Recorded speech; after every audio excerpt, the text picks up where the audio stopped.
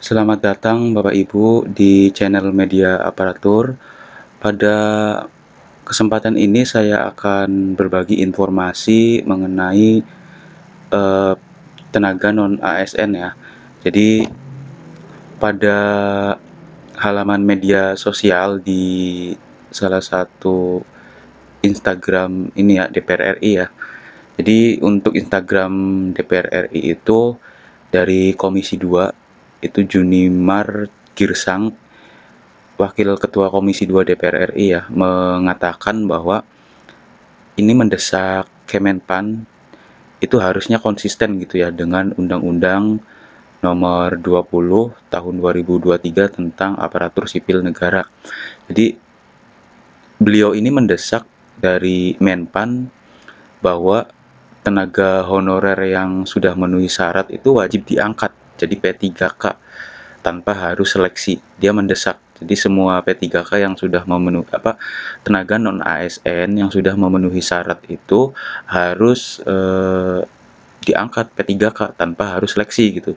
Nah, ini desakan ya dari Wakil Ketua Komisi 2 DPR RI. Nah, di sini kata Wakil Ketua ya dari Komisi 2 DPR RI ini, sebelumnya kan sudah ada koordinasi ya. Di sini sudah disepakati di awal untuk pembahasan dan masuk dalam DIM ya. DIM itu daftar inventarisasi masalah tentang Undang-Undang ASN ya. Kemarin itu kan RUU, sekarang udah disahkan menjadi Undang-Undang Nomor 20 Tahun 2023 yaitu tentang aparatur sipil negara. Nah, di situ eh, dari Komisi 2 itu harus segera melakukan verifikasi dan validasi, yaitu menggunakan BPKP, jangan ditunda-tunda katanya, karena memang ini mengacunya pada Undang-Undang ASN yang sudah disahkan ya, nomor 20 tahun 2023. Dan seluruh honorer itu harusnya telah lulus datanya gitu. Karena memang sudah melalui pendataan BKN dan harus langsung diangkat menjadi P3K tanpa tes. Ini kata Komisi 2 Wakil Ketua Komisi 2 DPR RI ya, mendesak Kemenpan gitu.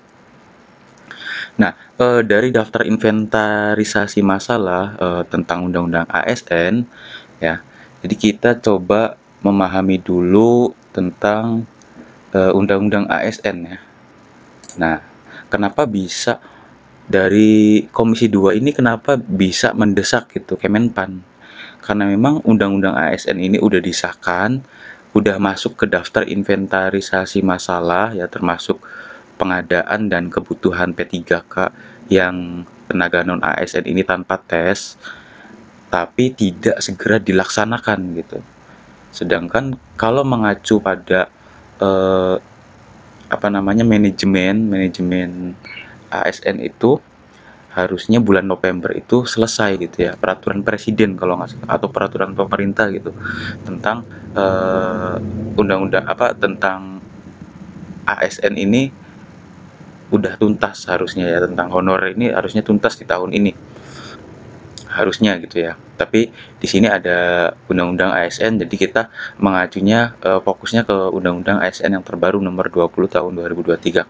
Nah, ketika Bapak Ibu pengen lihat gitu ya tentang undang-undang yang sudah disahkan, bisa melalui CDIH atau database peraturan. Nanti Bapak Ibu bisa akses di sini tentang peraturan.ppk.go.id, kemudian cari Undang-Undang Nomor 20 Tahun 2023. Di sini Bapak Ibu bisa melihat metadata ya. Metadata tuh secara spesifikasinya, secara detailnya gitu.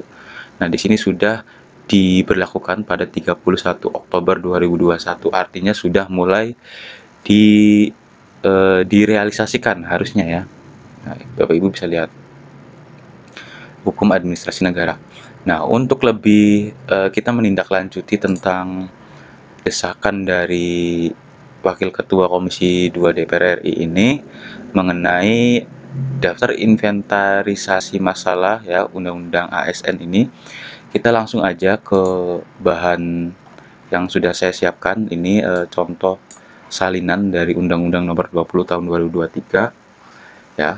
Di sini kita langsung ke intinya yang sudah saya tandain warna kuning. Nah, di sini ya Bapak Ibu, kita ke permasalahan yang tadi disebutkan oleh Komisi 2 DPR RI, yaitu tentang kebutuhan dan pengadaan ASN tanpa tes gitu ya. Nah, di sini kita langsung ke perencanaan kebutuhan. Undang-Undang Nomor 20 Tahun 2023, Bapak Ibu bisa langsung masuk ke paragraf 2 ya, atau pasal pasal 32. Perencanaan kebutuhan pasal 32. Di sini sudah saya tandain. Di sini ada 3 poin Bapak Ibu.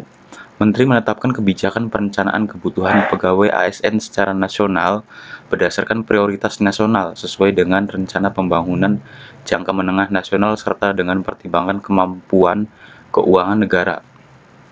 Oke, ada fakta yang menarik nih tentang poin 1 ini. Pertama, PMK itu di tahun 2024 sudah disahkan oleh Kementerian Keuangan. Artinya untuk kemampuan keuangan negara sudah tidak diragukan ya, artinya sudah di ACC.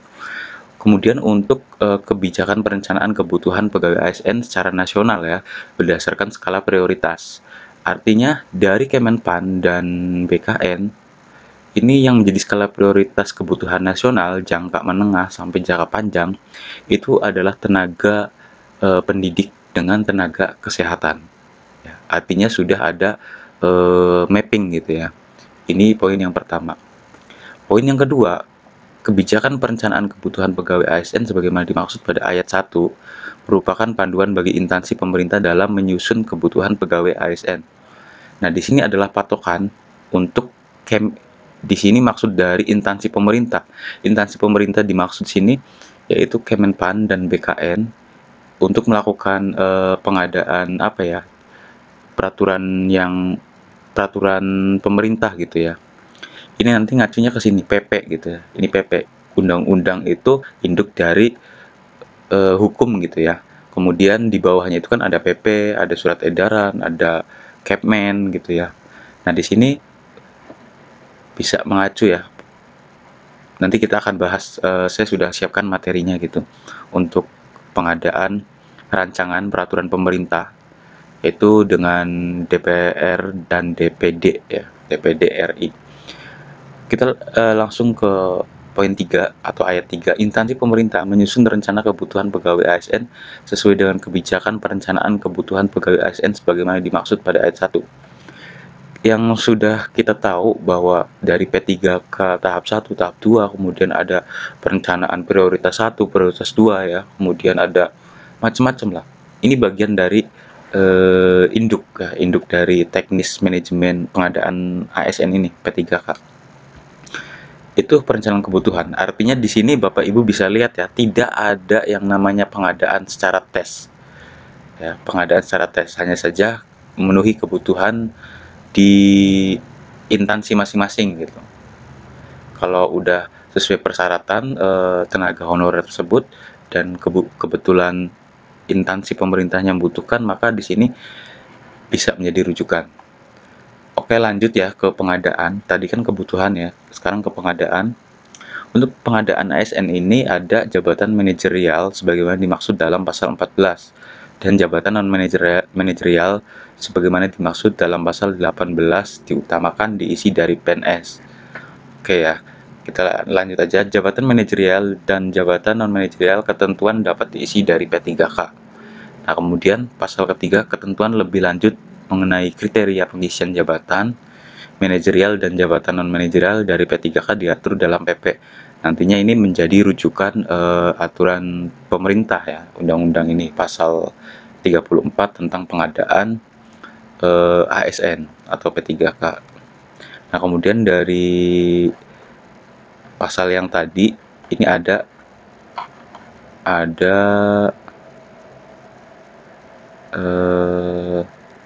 di akhir itu ada pokok ya. Nah, di sini pokok pengaturan yang terdapat di dalam undang-undang ini, yang pertama itu penguatan pengawasan sistem merit ya. Nanti kita bahas pada video berikutnya. Kemudian penetapan kebutuhan PNS dan P3K. Nah, ini kita skip dulu karena ini nanti ada mengacunya pada peraturan pemerintah ya yang diterbitkan oleh Kemenpan dan BKN. Nanti kita tunggu informasinya, PP turunan dari undang-undang ini seperti apa. Ini masih digodok ya, masih dibicarakan. Kemudian di sini ada kesejahteraan PNS dan P3K. Kemudian penataan tenaga honorer. Nah, ini nanti kita bahas sekarang. Dan digitalisasi manajemen ASN, termasuk di dalamnya transformasi manajemen ASN. Nah, untuk penataan tenaga honorer ini, yang saya bahas ini kan merujuk pada desakan Komisi 2 untuk mengangkat tenaga honorer yang sudah memenuhi syarat tanpa tes gitu ya. Artinya di sini poin keempatnya itu penataan tenaga honorer mengenai undang-undang ASN ini. Nah, kita masuk ke apa ya? RPP ya, rancangan peraturan pemerintah ya. Jadi kalau kita mengandalkan undang-undang saja itu masih sifatnya masih umum ya. Tapi ketika sudah masuk ke rancangan peraturan pemerintah RPP ya, atau kalau undang-undangnya itu sebelum disahkan itu RUU. Nah, RPP ini dari berita Kemenpan ya, kita bisa lihat di tanggal 13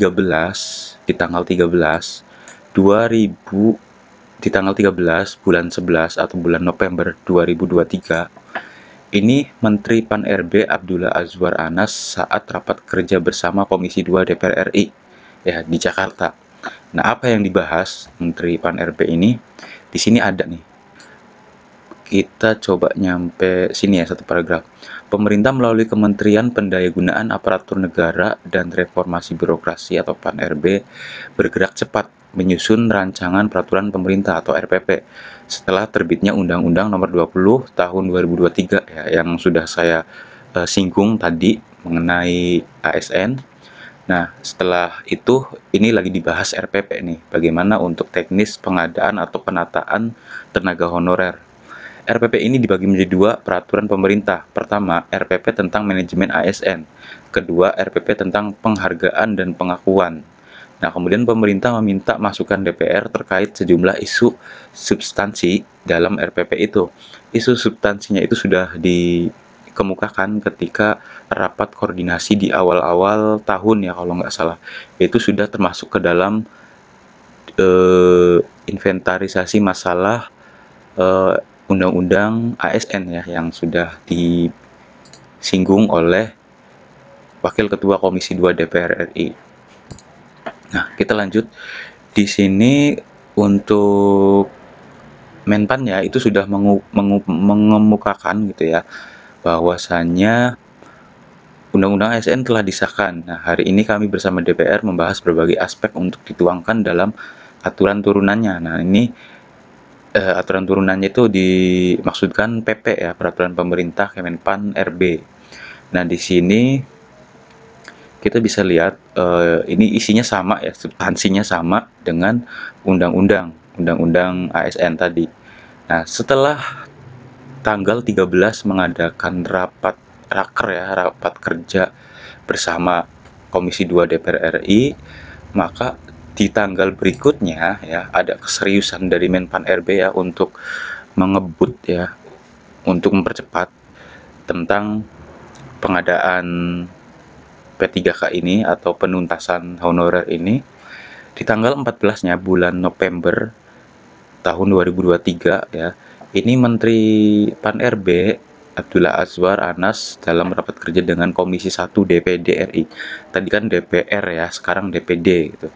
Nah, di sini merujuk pada paragraf pertama, ini sama ya.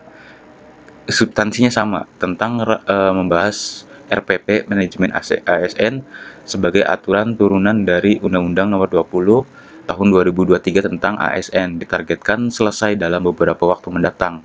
Untuk mempercepat tersusunnya aturan turunan tersebut, Kemenpan meminta masukan dan saran terkait isu substansi dari Dewan Perwakilan Daerah Republik Indonesia pada Selasa kemarin.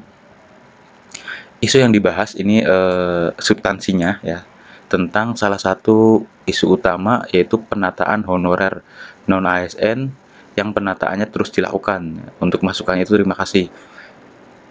Jadi minta masukan dari DPD gitu ya, karena memang di sini substansinya itu tentang DPR RI mendesak segera lakukan verifikasi dan validasi data honorer. Nah, ketika sudah memenuhi syarat, segera angkat gitu honorer tersebut ke P3K tanpa ada tes, intinya gitu ya. Nah, substansi itu tentang penataan tenaga honorer ya. Di sini poin 4. Ini dari Kemenpan juga lagi ngebut ya. Artinya di sini ada titik terang ya Bapak Ibu. Titik terangnya itu bahwa Undang-Undang ASN sudah disahkan. Kemudian kita lagi menunggu kabar dari pengesahan peraturan pemerintah Menpan RB ya. Kalau sudah ditetapkan PP ini, maka pemerintah tinggal mengeksekusi. Nanti akan dibawa kemana nih honorer yang di yang sudah mengabdi belasan tahun sampai puluhan tahun ini gitu ya. Dan nantinya tanpa tes gitu. Nah, ini nanti kita akan nunggu peraturan pemerintahnya karena ini masih sifatnya RPP ya, rancangan peraturan pemerintah. Tapi tetap ya merujuknya pada Undang-Undang ASN. Nah, Undang-Undang ASN ini dilihat sepertinya mengafirmasi ya dari honorer yang sudah lama. Tapi kita tinggal tunggu kabar berikutnya. Nanti saya akan update lagi informasinya. Untuk tidak ketinggalan informasi, silahkan Bapak Ibu klik loncengnya, kemudian subscribe untuk mendukung channel ini terus berkembang ya. Dan terima kasih yang sudah subscribe. Saya akhiri, wabillahi taufiq walhidayah. Wassalamualaikum warahmatullahi wabarakatuh.